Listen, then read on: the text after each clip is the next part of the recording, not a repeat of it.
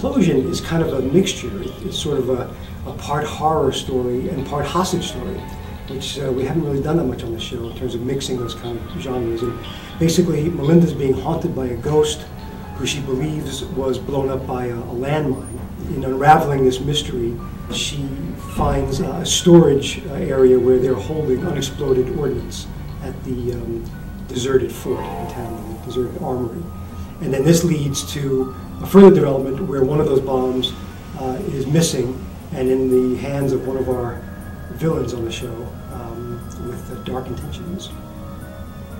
In thinking about the 100th episode, which is a great milestone, and it's a nice achievement, particularly in this climate we're in today, where not many things last that long.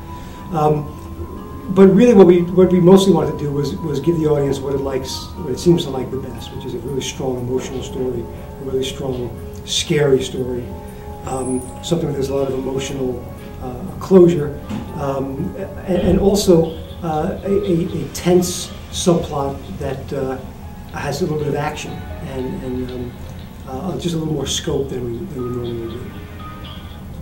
I think that Ghost Whisperer has evolved in a really healthy way, because any show needs to stay fresh and keep changing.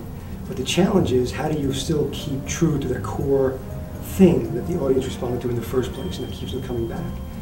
And P.K. Simmons came in the third season and sort of took the reins of the show for me at that point. I was moving on, and I think one of the just brilliant things that PK has done is consistently keep the show fresh, and he's taken huge chances.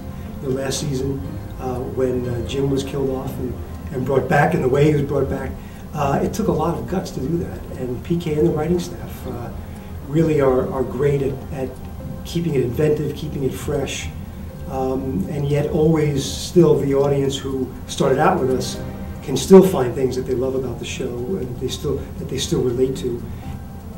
I do believe in ghosts. I don't really know.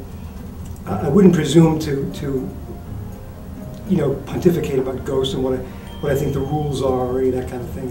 We bring up the notion in this episode of maybe you never die, because as long as someone remembers you, someone's been affected by you, maybe you really live on forever, as long as there's someone out there thinking about you or feeling something about you.